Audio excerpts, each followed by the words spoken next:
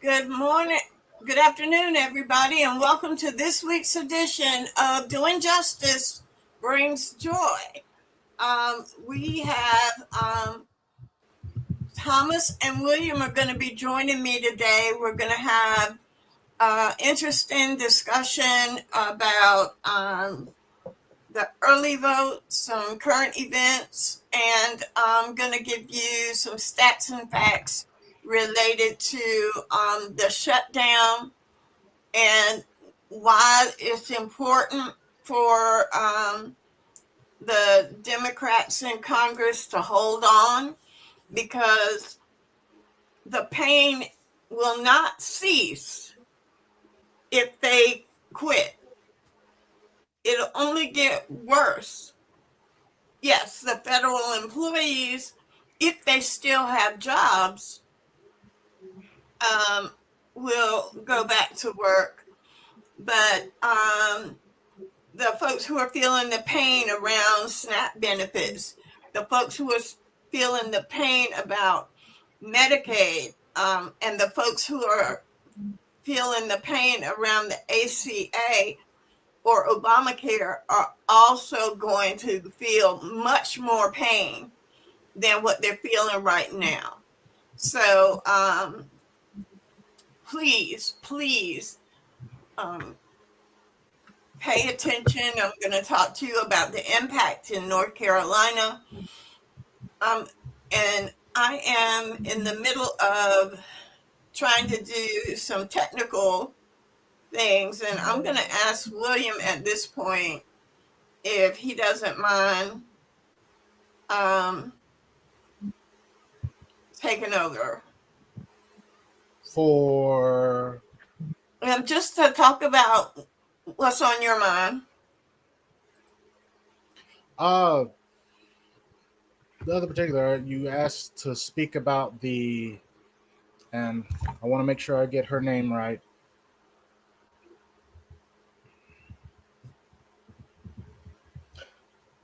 Sonia Macy verdict and the case that happened there. Um, so brief recap.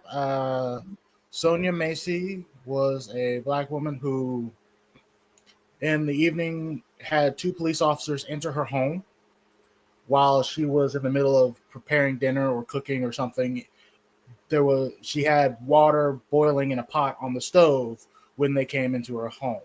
So as they were beginning to talk to her, she went to turn the boiling water down or off, but the police officer proceeded to draw his weapon and fatally shoot her. Officer was then charged with murder, and the verdict came in. Was it this past week or 2 weeks ago?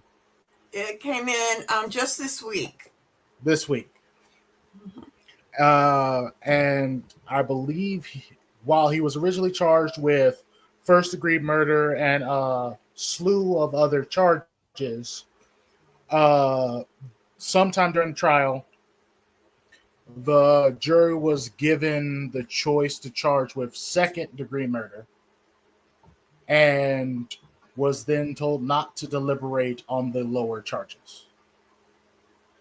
And so the verdict has come out as guilty for the officer of second degree murder, which brings a sentence of 4 to 20 years. Um,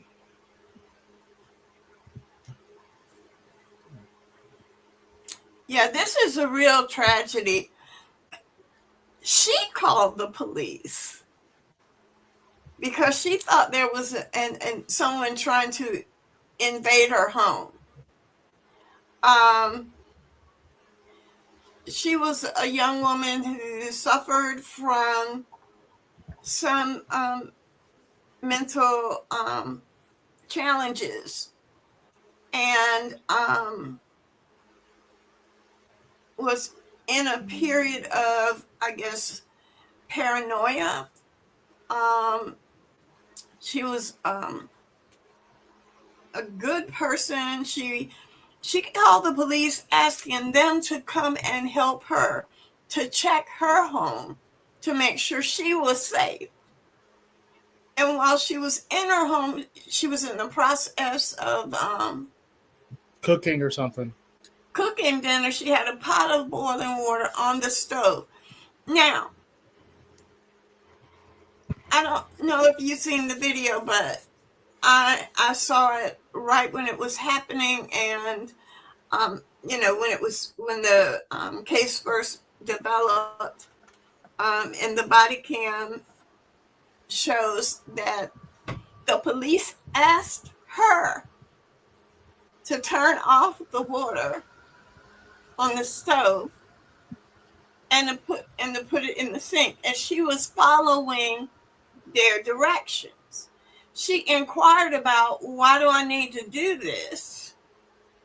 And one of the officers said, because we don't want you to throw the water on us. And she made the statement, and it was not it was like, I rebuke you in the name of Jesus. And she walked over. Okay. It was clearly not in a threatening tone. It was it was like, really? As she walked to the stove, from the stove, which was right by the sink. And she began to, empty the pot as instructed. And then he pulls one of the officers, there were two. One of the officers pulls his gun and says, put the pot down, put the pot down. And she's like, whoa, I'm sorry, what? And she's trying to follow his direction when he shoots her, or points the gun and shoots, and she pulls the pot up like she's trying to protect herself from being shot. And he kills her just like that. I mean, I'm describing to you word for word what happened. Yeah.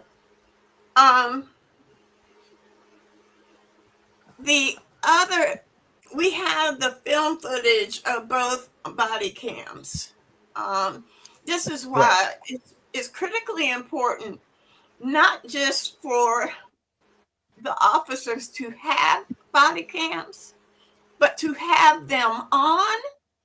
And there's a growing trend around the country that only the prosecutor and the investigators can look at the body cam, that the body cam footage is not publicly available to the press or to the family. And we have that law in North Carolina. And while it doesn't defeat the purpose of the body cams, if you have a prosecutor who is inclined to cover up than protect, and that happens so much in this country.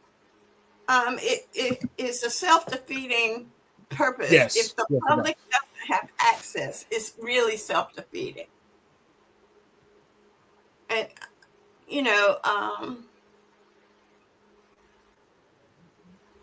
the trend over the past couple decades has been to decrease the public's access to this type of information and to information about our government, our services, and about law enforcement. Like, that's just been the trend. To the point where I know his name. It's the football player who took a knee. Colin Kaepernick. Colin Kaepernick has founded an organization doing second autopsies, because many times the coroner who is affiliated with the police will pronounce a cause of death before a full report is done. And referring to the topic I spoke about last week, that's one of the issues regarding some of those alleged suicides in Mississippi and Alabama is that the initial coroner's report was released too quickly, and what the police originally told the family was not what was reflected in the coroner's report. And it felt like information was being concealed to protect the university. What the sad thing is, I was trying to. This reminds me of the case. So the second autopsy did show that there was some difference in the findings. The second autopsy has not been released publicly yet, so I cannot assert what is in it because it has not been released to the public. The statements made by the family's attorney, and by the organization is that a second autopsy has been done, and it shows different information than what is in the coroner's autopsy, the official autopsy. I will not assert what they allege until it's public, but there is a discrepancy apparently between the two autopsies. So allegedly. What I can say is this case and reminded me, and unfortunately I tried to look it up, but so many similar incidents have happened just in the last year that's impossible to find now, of the neighbor who saw the black man who saw his neighbor's back door open and was worried someone, and didn't realize they were home, and has worried someone had broken into their house, and so called the police to report that there might be someone in my neighbor's house. His neighbor was sleeping along with their daughter. Police end up shooting into the house, killing them both without seeing anyone or identifying anyone. They shot into the house and ended up killing both mother and daughter. And I'm reminded of that because there are so many instances where black people call the police for help, right, end up killed by the police. They're having a personal crisis, or there's a situation going on, and they reach out for help from law enforcement, end up killed by the very law enforcement reach out to. And what stuck with me about the earlier case is the neighbor's response. And because it like broke my heart, but it like spoke to kind of what the relationship between the black community and law enforcement is. And his response was, I should have known better.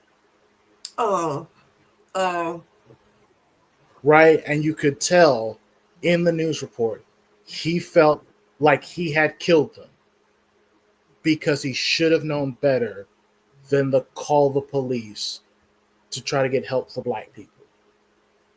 That was his takeaway from what happened. You know, the distrust of our community, the lack of respect and distrust between law enforcement and the black community, and the resulting tragedies and deaths are one reason, not the entire reason, but one reason that Durham has established the HEART program. And yes, it rose out of a similar, well, not a similar, it grows out of Black people with mental illness and their interactions with police. Law. Yeah. And so, but it has been effective. It has truly been, I believe, a life saving, and it has definitely been a life-changing program for the people of Durham, because the Yeah. heart teams go out into the community without a law enforcement presence, and they have mental health crisis person. If it's involving drugs, they have a peer counselor, someone who's experienced the same types of Mhm. um, crises to help um, get the impacted person calmed down. Mhm. It and they stay with that person over time. It's not just they come, calm you down, get you into an appropriate setting, and then do it and forget it. They stay in contact and stay available for between 30 and 60 days afterwards to make sure that they have stabilized the situation. And the heart program, I think, I don't know what it's called in other communities, but I see Charlotte. I know Charlotte and Raleigh have adopted similar programs. Um, Mhm. and Durham has gone from pilot to, I think, 24-hour. In the last cycle, Yeah. it went to Mhm. 24-hour coverage and citywide coverage, because I think it was mostly in high impact districts, and but it's cut down on so much, and it's helped buffer the community and the police, so that the police are only engaged in um, life threatening situations and don't become the life threatening situations in communities. But there are too many stories across the country where um, families have called because a family member is going through a mental health crisis, and it ends up resulting in unwarranted deaths when they were seeking help. And Yeah. so, again, we highlight this um, only to highlight that there are community solutions available. And in this case, um, the thing we're watching for now is does he get the low end for, if he had been convicted of first degree murder, that would have been life Life would sentence have been without final option. parole. So now, Mhm. is he going to get a 4-year sentence when adjusted for time served? you know, or is he going to get the max sentence? Um, Because and most likely he will still only do half. And one of the things people don't, one of the things the media doesn't cover, but that the community is well aware of, is often after the sentencing, people fight to have the sentencing reduced, mhm, mhm, right? So, how much time will he be given, and how much of that will he actually serve? mhm. Again, there's already a problem with it being dropped from first degree murder, Right, right. where you tell someone to do something and them doing what you told them to do establishes your cause to shoot them fatally.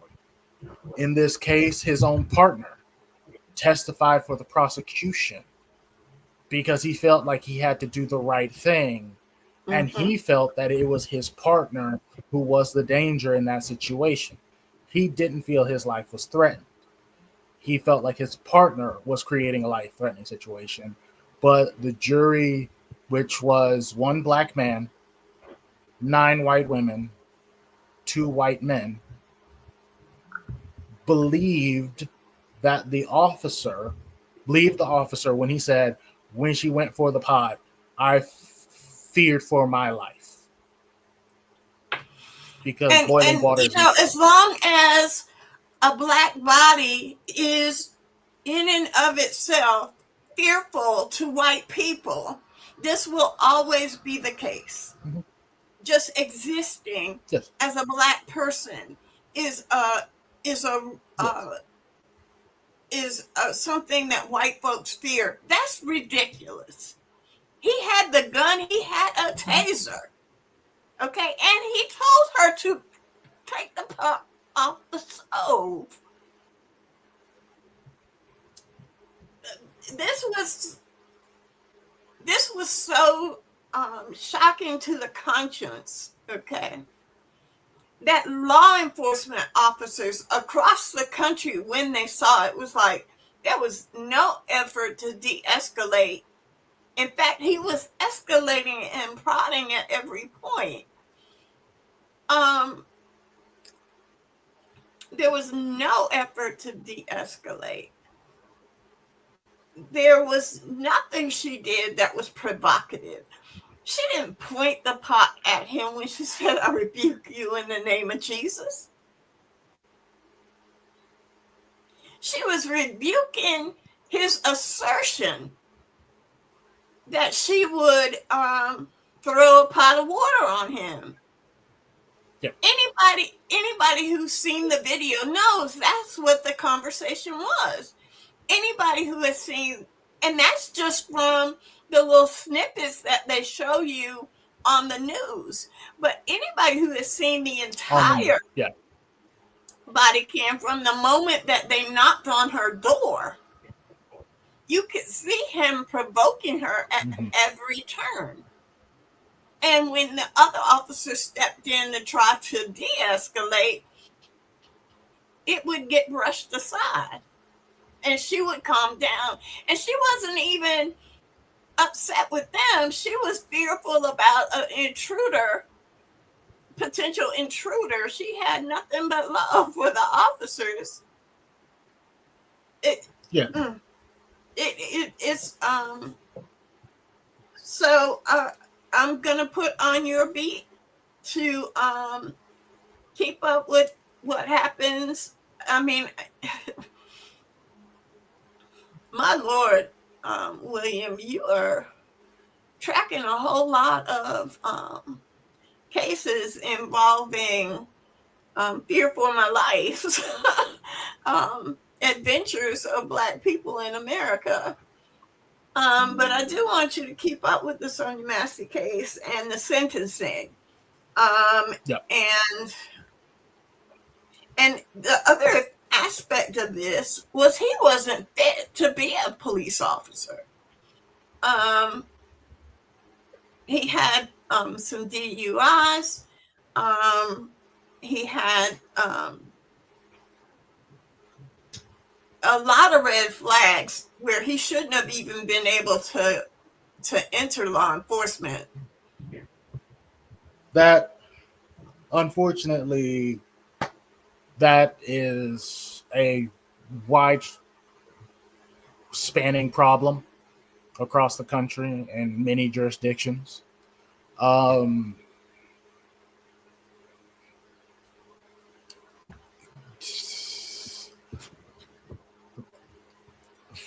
For the Black community specifically, I feel like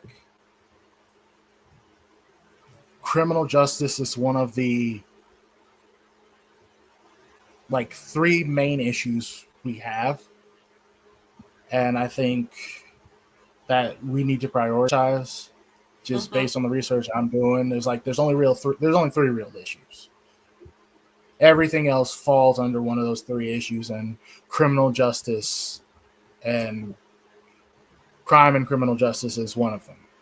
What are the other two? Taxes and more basically the distribution of tax burden, but essentially taxes. And the other one is White supremacy. Mm-hmm. I think those three are the only real issues. Everything else falls underneath one of those umbrellas. That's And William. Mm-hmm. until we based on the research I've done, the reading I've done, the articles I've read, right?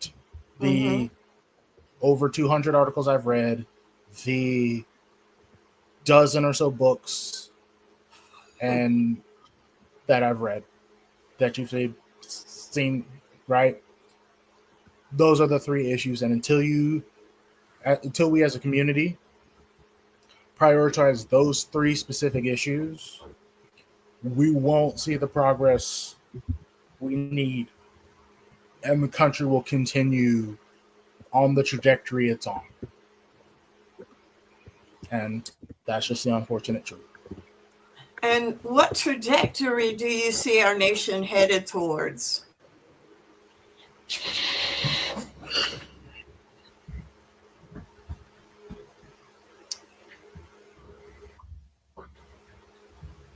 There's a phrase that was said by like a tech or Fortune 500 CEO that kind of exemplifies the mentality of where we're headed. And it was, you will own nothing and be happy.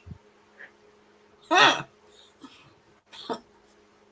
And that is how the country is moving, is they're trying to make it so that the American people, and this is happening across the world, but I'll speak to America, that the American people don't actually own anything and that they're just complacent and happy about it. Right? And it's like, Greed is good, and you won't own right? anything, but you'll be happy. Yeah, Hmm. you'll own nothing and be happy. And it's like, but it's unsustainable because again, people can't survive. They're Right. making like people won't be able to survive. But it's one of those things where things will change in 3 years or 30 years. One or the Hmm. other.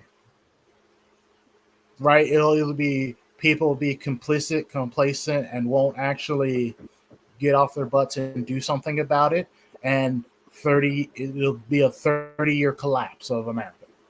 Or eventually people will get fed up and get organized to do something about it. And 3 years, the country will be shut down and protests will actually shut down the country and force change.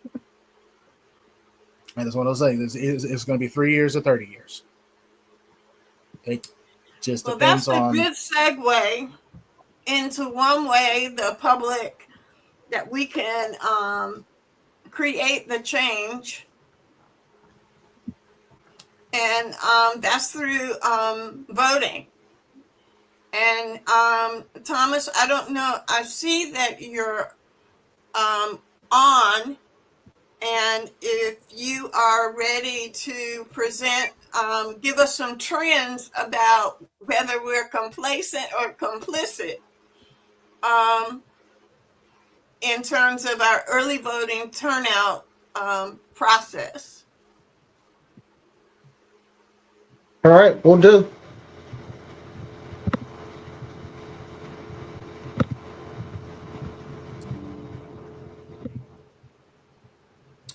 So if you'll pull up your screens and show us what's going on.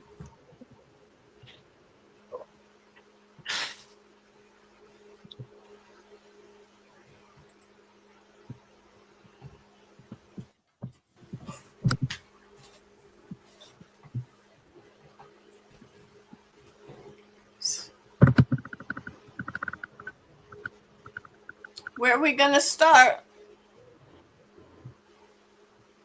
Let me see. Where are we gonna start?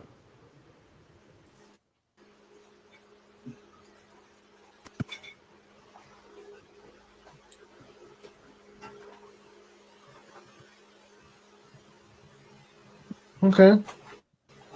Uh, we'll start here.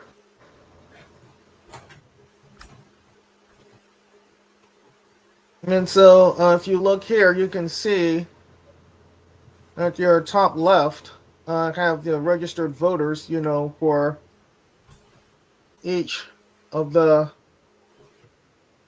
uh, cities, from the largest on down.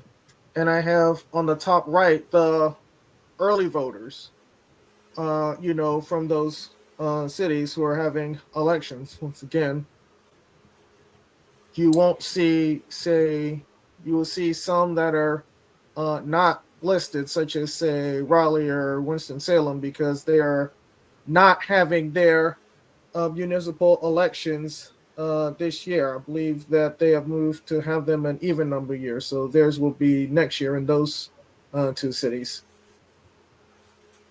And so if you go at the bottom, you can check for each county, either the registered voters, and for each county you can see all of the cities in each county and those who voted early in each county. Right now I have Mecklenburg County listed because that is the county which contains Charlotte, which is the largest city. And so I know we've been looking at that.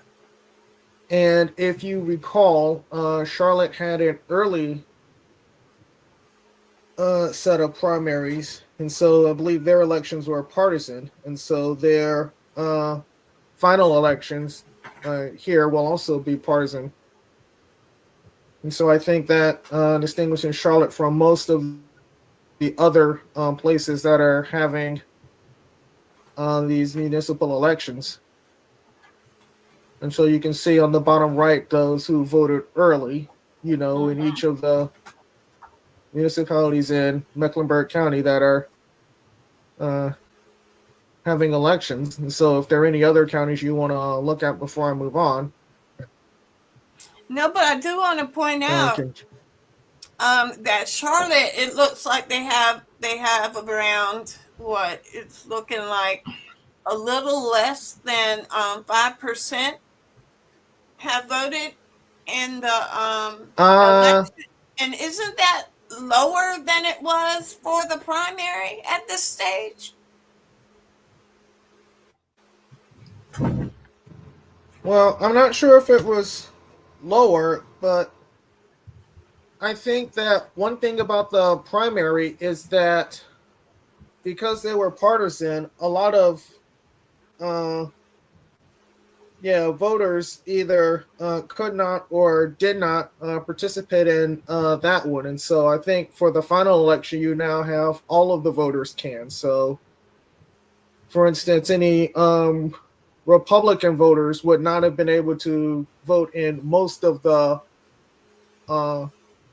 races in the first primary. And so I think I'll show that.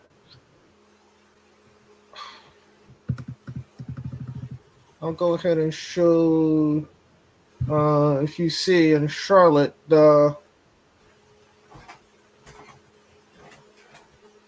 registered voters they're about, say,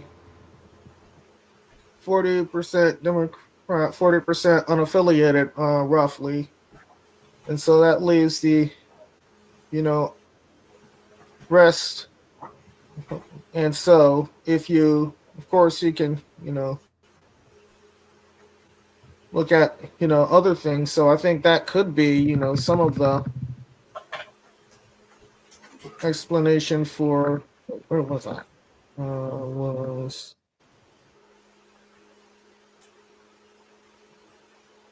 Was here. Okay. So I think I will show Wake County because I believe that, one of the races that you wanted to see was Marsville, and we haven't, spoken about that yet because they didn't have a, primaries. It went straight to the elections. And so if Mm-hmm. you look at, say, in Wake County, you'll see that Mars, while Raleigh is not holding elections, most of the other uh, places are. And Morrisville has about 1,000 people have voted early. And that's a little That's a bit more good than percentage. uh, That's a good percentage of the early vote. That's not bad.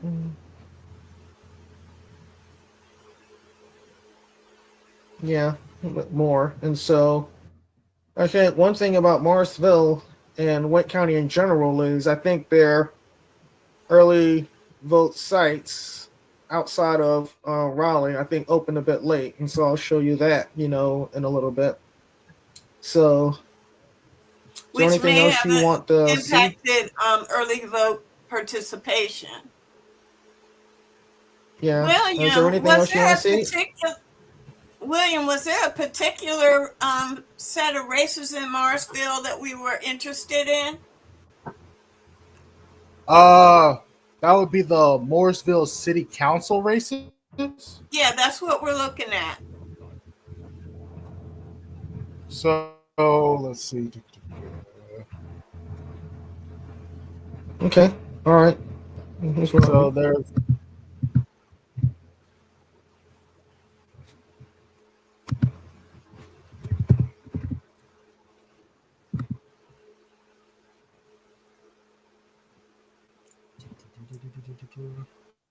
And so these are the Yeah, these are the registered voters in Morrisville, and okay. I will see.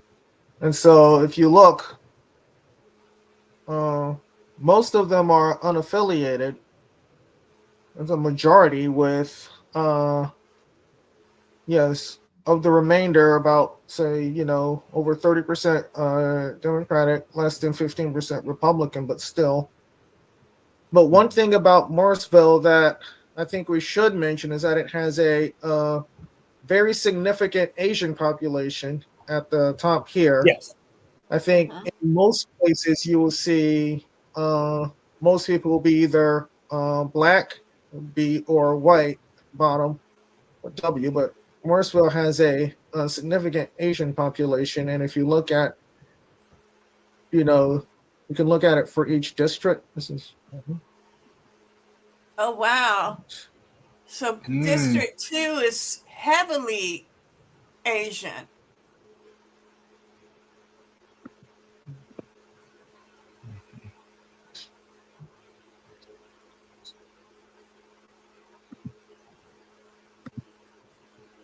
Mm-hmm.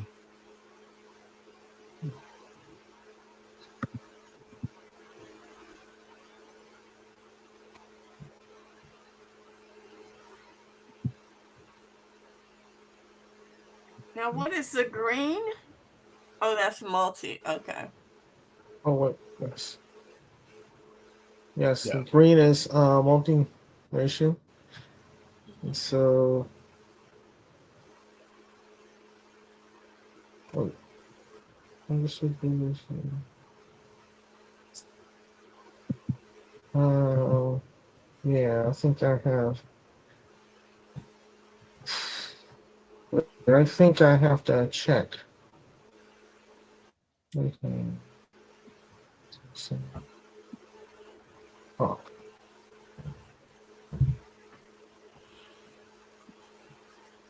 So go okay, to let's Ward see. 2. Four, four. Okay, two.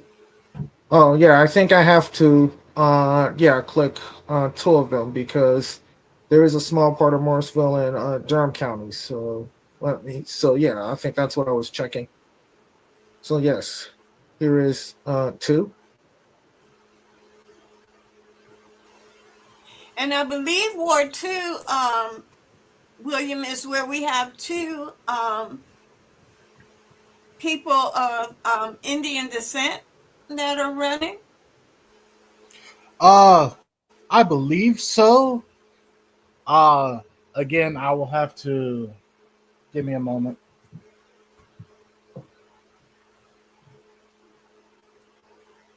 Okay. I don't have the list of contests pulled up, but if you need, I can get a list and pull that up. And so, if you want to see, some of the No, well, contests that we're looking at. yeah, this So, is the contest I'm interested in, and what we'll do so with is next Friday. Morrisville, uh, so with Go ahead, Morrisville, William. there's a town council, Mm-hmm. and I don't know if it's like a ward system, so to speak, because it's like a Mm-hmm. 6-person town council. There's the mayor, and okay, so District 2 is, yeah, uh Ashit Patel and Joshi Abaharajan. I hope I pronounced those correctly. And those are the two representatives of the Indian community. And the interesting thing about Morrisville is that they have a very large Asian Indian population that I can't say for certain is unaffiliated, but essentially votes independently of, say, the Democratic and Republican parties of Morrisville, Mm-hmm. right? And Mm-hmm. so they are essentially an independent voting bloc, a very strong voting bloc in Morrisville. And so they can kind of determine the way the wind blows, more or Mm-hmm. less. And so the Ward 2 race is sort of kind of a battleground between two candidates who kind of operate on opposite sides of the spectrum politically in Morrisville. Okay. The other race I was familiar with was, give me a moment,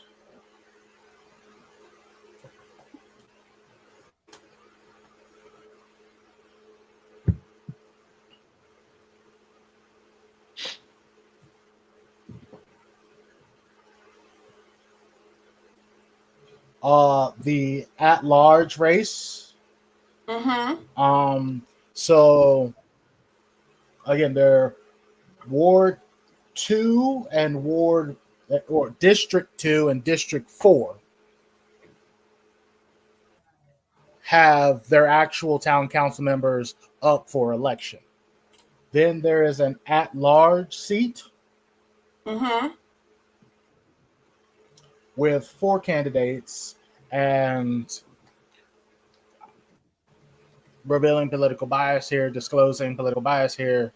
I was made aware of kind of what was going on in the elections in Morrisville by one of the candidates, Harrison Kessling, right? Just happened to meet him in certain circles and discussed Morrisville's uh, high, high population density and how Mm-hmm. that is affecting traffic and some of the solutions he was hoping to get to solve kind of some of the traffic and population density problems, because Morrisville is one of, if not the most population dense counties in the state. Towns. Towns, yeah, most Mm-hmm. population dense towns in the state, right? They Mm-hmm. are at like maximum capacity when it comes to housing, and they still have people who want to move into Morrisville, and they just don't really have anywhere for them to live. So they're looking into housing developments and having developers coming in saying we're going to build up something stories. Weirdly enough, the same fight we're having in Durham County or in the city of Durham about developers wanting to rezone and have buildings so and so high with so many rooms. Morrisville is having that same problem because of their sheer population density, and that's also causing problems with transportation for them. And they're also, like many places in the state, have come under the property tax reevaluation. Yeah. So they're being hit by the same things that hit Durham, the tax reevaluation affecting homeowners, specifically the lower end homeowners.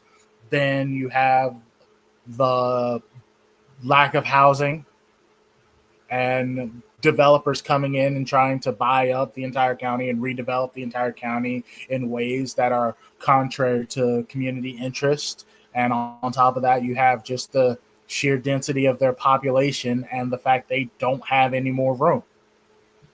And so that was kind of what I was made aware of during my conversations with Harrison Kessling. And again, full disclosure, he is a candidate running for the at-large seat in Morrisville, and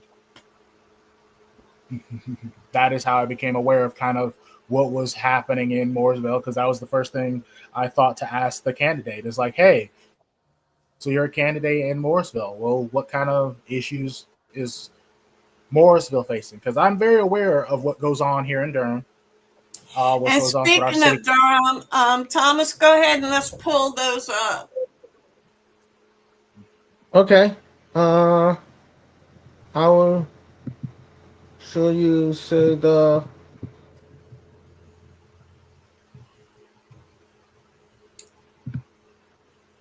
okay, and so here are the registered voters in Durham. If for people to look and see what that looks like, and so to here, and as far as and so in Durham you have the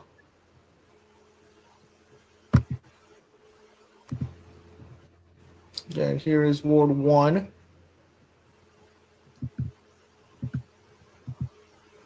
And there's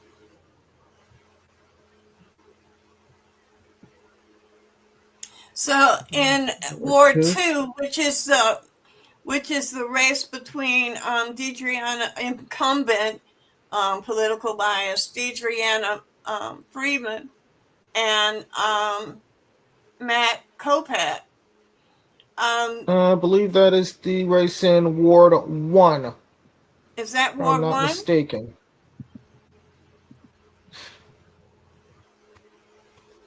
Yes, it is Ward 1. Oh, okay. And so, yes, I can pull up the contest for you, but it will take a moment. No, I'll have that's to come out okay. of. No. If that's Ward 1, and then Ward 2 is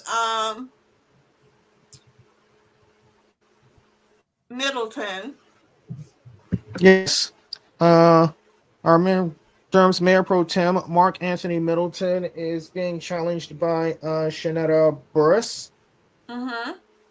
So, and Ward 3, just to complete the council races, the incumbent Chelsea Cook is actually, this is her first election, and she was appointed to our seat, and she is facing off against Diana Minoff. And Durham also has election for the mayor, which our mayor Leo Williams is facing Anjani Bell. And so, yeah, those are the races in Durham where we are based. And so, yeah, I mentioned some of the results on last week's show, and so while I don't have any results for you, I can update start showing some of the early vote early vote. information, which I do have. And so here it is for Now, one thing to them. remember And so, is that while so Durham has wards, it is an at-large. All voters can vote in each ward. It's not a true ward system like it is in a number of jurisdictions. Um, just a reminder to people. So what we will do when we break down next week is we're going to look at voter turnout per ward, and look at the results and kind of see if there's an outside influence on particular wards um, that might be at play that's diluting the impact of the people who live in particular wards. Um, so, oh, I can show that's you. Charlotte. If you'll show me Durham. Yeah, and so I'll show you, some of the others, like our, you know, early vote totals. Um, and this is by date for each date. And so, as you can see, they have greatly increased this week, with I think the bulk of the increase actually coming just in the past few days, as the election is getting closer and the weather is cleared up. As we've had a few days of rain, but I think yesterday and today, are the weather has turned, and so are actually quite sunny here, and will remain so. Uh, you know, throughout the weekend.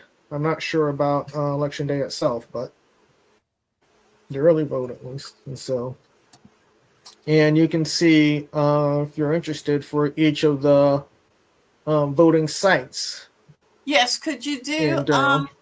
could you show me what voting site is that that's having the highest turnout?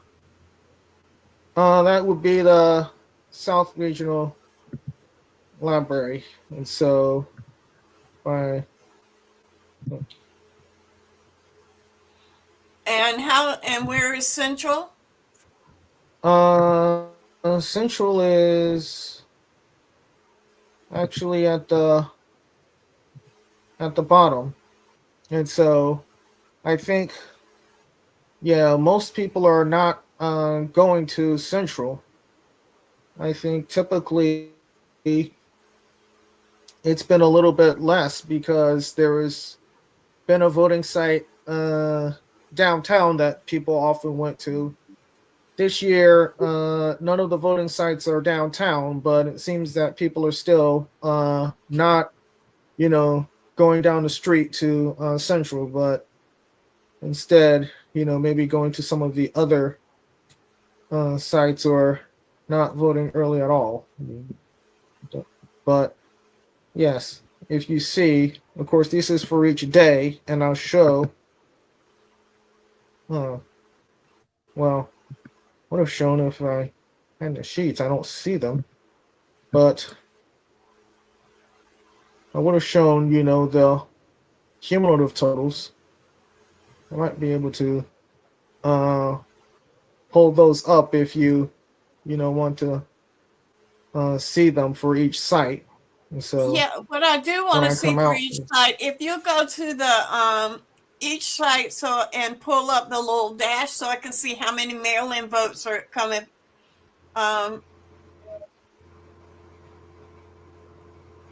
okay, mail-in votes are, they're very few, and so they're each day just a few mail-in votes come in.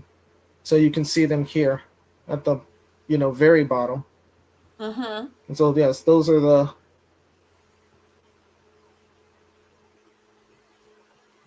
yeah, That's mail-in picked votings, up and as so well.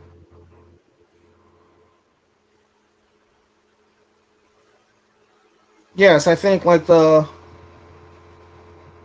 first week or two, only a few mail-in votes come in, but you've seen a few more, uh, yes, coming in this week, and so I think probably the yeah, probably there was a big spike on this Monday because of course that's the Monday.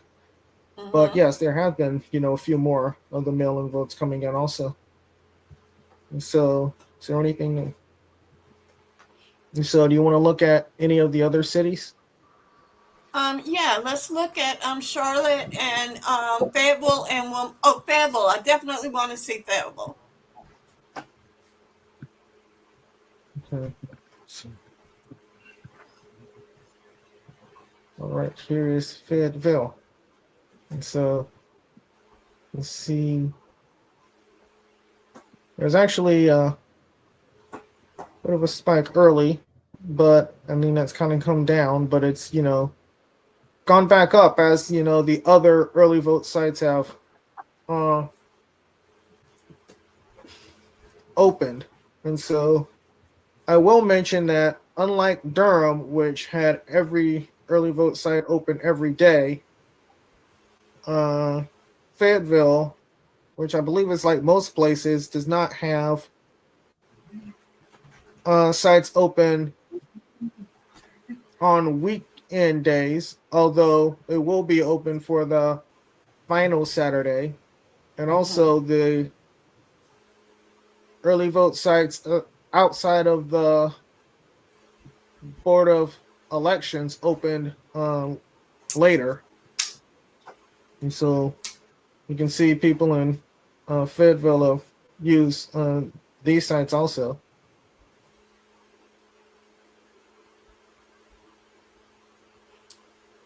Now, this over here to the left, is that mail-in voting over here? What's the blue line? Uh, this blue line is the daily total from all of the sites. And so Okay. this total is, from all of the sites. And on the right is, broken down by sites. The one on the bottom is the mail-in vote, and that is actually the same for both of them because the mail-in votes are not, associated with any voting site. Let me look at Wilmington.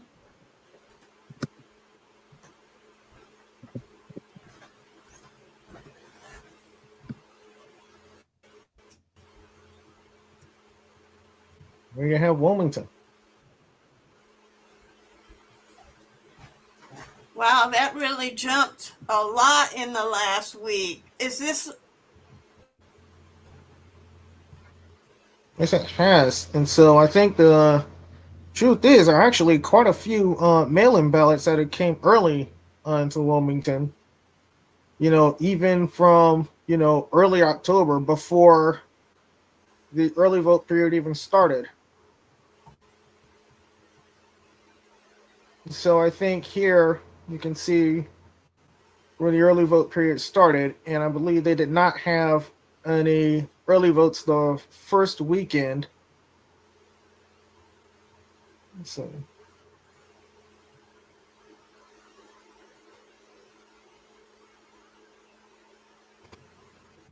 and I think they opened up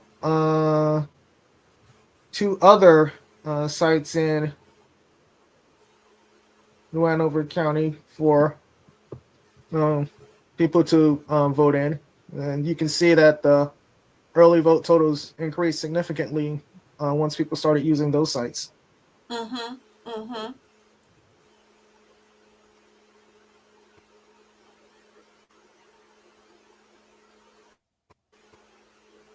And is it Winston-Salem or Greensboro that's having?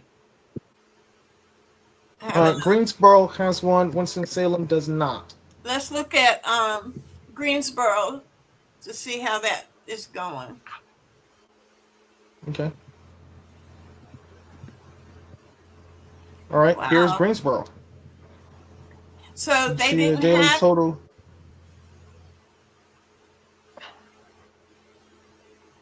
Why that big dip? Is that a weekend? What's going on? Yes, I think that is a weekend dip. That is, yes, the 26th, yes, which is the Sunday, Saturday. And so, yes, it's picked back up during the work week. And as you can see, the total is going higher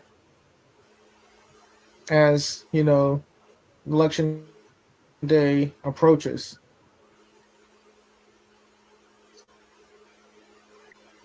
And do they have one at A&T?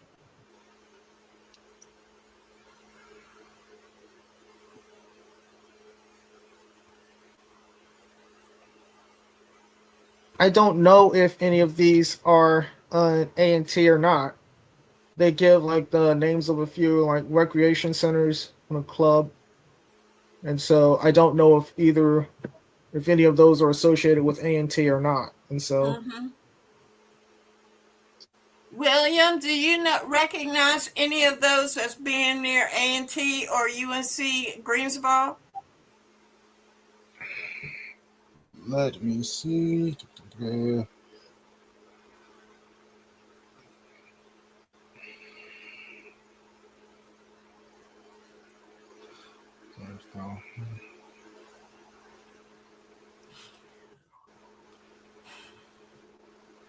Well, folks, we're Let going me, to let have. me,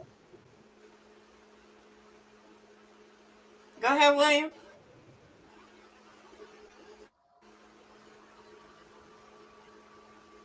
hold on one second. Let me just. Well, folks, we're going to have a full recap of all the elections and turnout numbers. Y'all got to vote on Tuesday. You got to the rest of the day, and it's a beautiful day to get out and vote. And you need to vote tomorrow until 3. And if you miss those days, I expect to see you at the polls on Tuesday because the voting turnout rate that I'm seeing right now is not going to cut it. It is not going to cut it. It's going to be a minority, a significant minority of people making decisions for us all. And we can't afford to be complicit and complacent in this voting cycle. Make your voice heard and your vote count. I'm going to give a 12-minute update on what's going on with people who is going to be impacted by shutdown figures, um, by the shutdown, especially tomorrow, who's going to be impacted. So, um,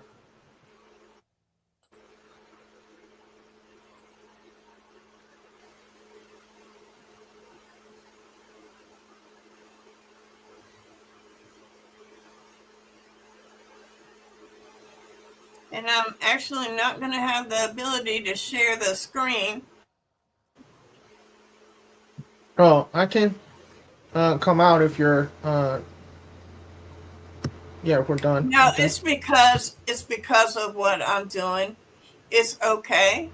Um, so I'm just going to give us a snapshot of what's going on and who's impacted. As my mentor, the late Willie Lovett, used to say, um, who benefits and who pays. And as William indicated earlier, it is usually the people who pay and the benefits go to the billionaires. Um, so tomorrow is a huge day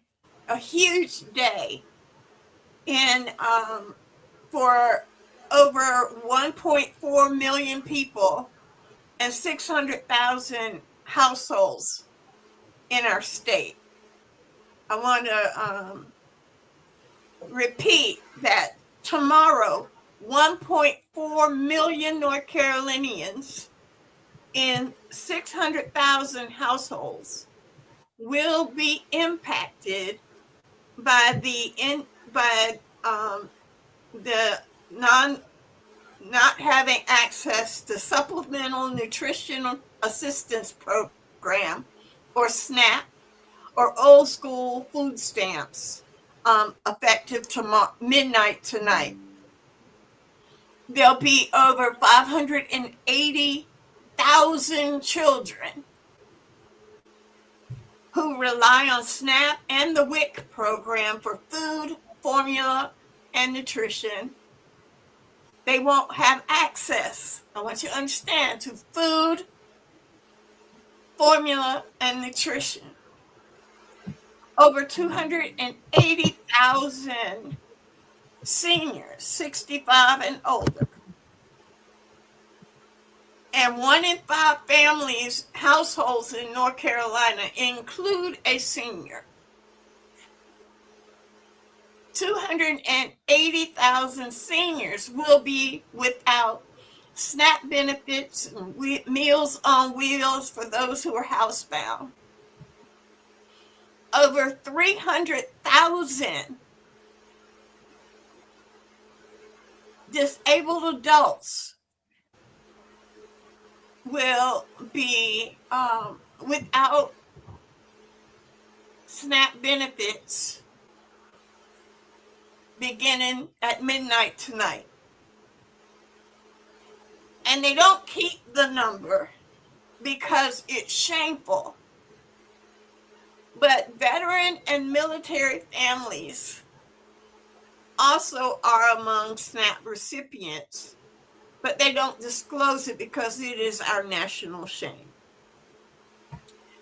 Another fact I want to give you about who will be harmed the most is that you need to understand that 4 in 5 households in North Carolina, 4 in 5 SNAP households include a child, a senior, or a disabled adult. Now, this is what's going to happen at midnight tonight. And you're going to hear people talking about, but they need to go ahead and save these families by going ahead and passing the continuing resolution. But there are risks to doing that.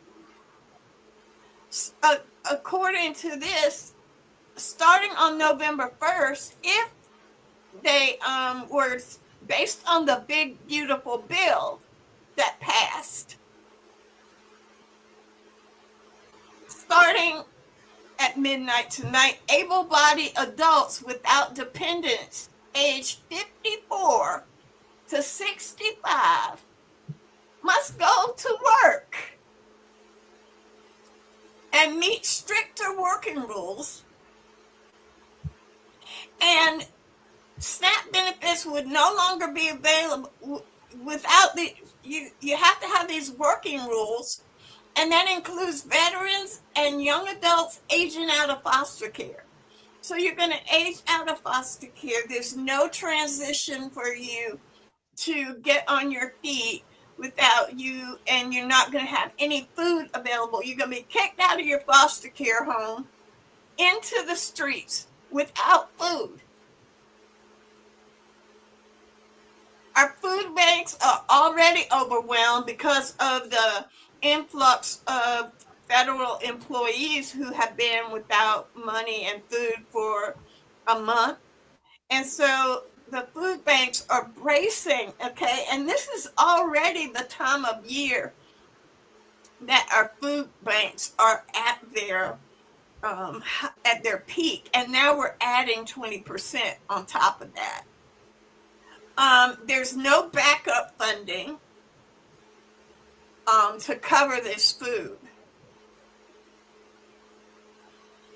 And while every county in North Carolina will be affected by the SNAP and WIC suspension, it's rural counties, especially in the South and Northeast, that will suffer the most, with up to one-third of the residents in their county losing food assistance. So the county with the highest SNAP enrollment are Mecklenburg County, and it affects about 11% of the population. Wake County, 10% of their total population. Durham County at 45,000 people, 15% of the county population. Guilford County, 14% of the population, and Forsyth County at 13% of the county. Now, these urban counties have the largest number of recipients, but lower percentages affected compared to rural counties. Robeson County, one-third of the entire county is dependent on SNAP benefits, and that's the highest level in the state, followed by Halifax, Edgecombe, and Edgecombe County has the highest poverty rate in the entire state. Scotland, Vance, all of these have more than 25% of their residents, from 26 to 33% of their residents are dependent on SNAP. Anson County, Washington County, Lenoir, Northampton, and Bertie County all have 1 in 4 residents losing access to food in this beginning at midnight tonight. Statewide, 580,000 children, including 43,000 infants, will be without food. 280,000 seniors, 300,000 disabled adults, pregnant women, and postpartum women will lose. 262,000 pregnant and postpartum women will lose access to the WIC program.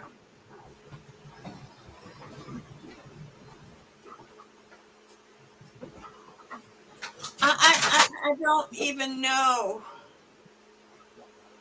what to say to you about these numbers. I don't even know what to say to you. And these numbers do not include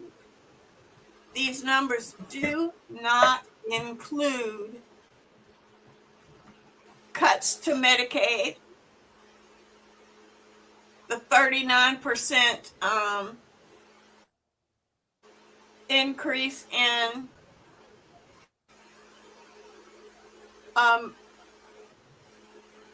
the 39% increase that is anticipated for ACA, and that's if we get the supplements. If we don't, you're looking at your ACA payments in the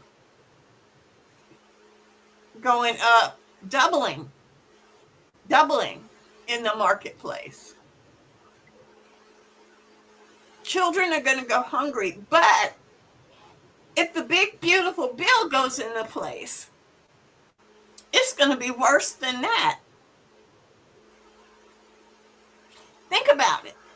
It's going to be worse than standing still and demanding change. You're going to have states having to supplement up to $480 million a year to keep the programs where they are now. You're going to have cuts in the SNAP benefits.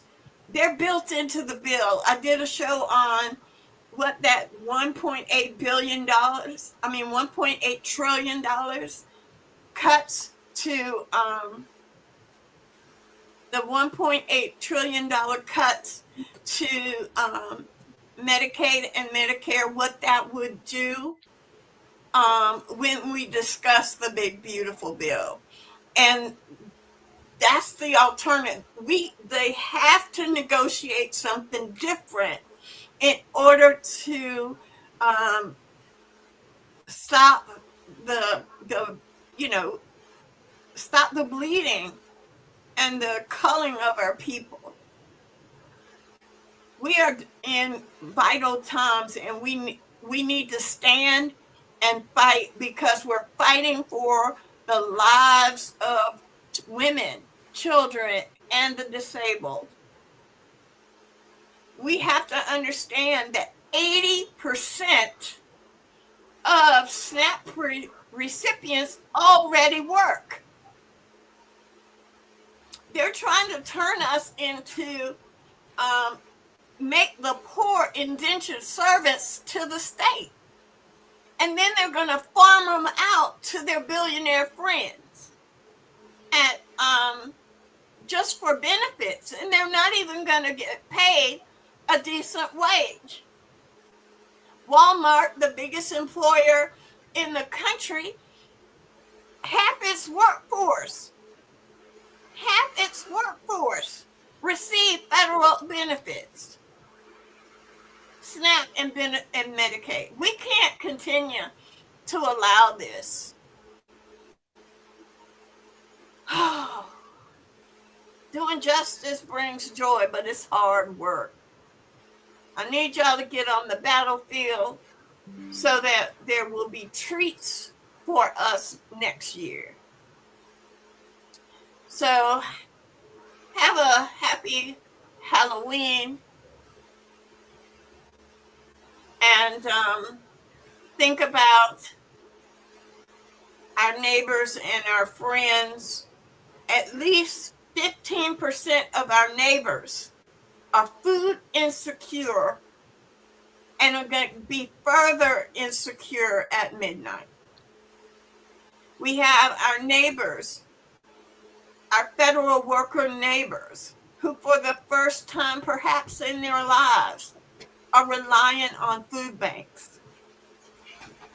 Let's give a generous treat to all of the food banks of North Carolina, MANA, the Food Bank of Central and Piedmont Carolinas, food banks in the western part of the state, especially food banks in the eastern part of the state. Let's be overly generous in providing supplies and money so that they can buy fresh produce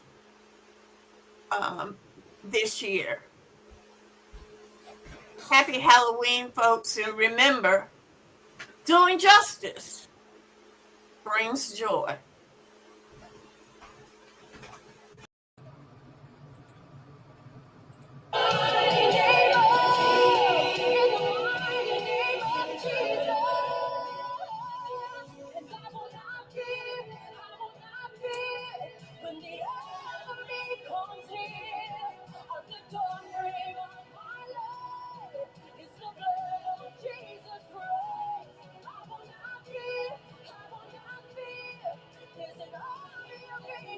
here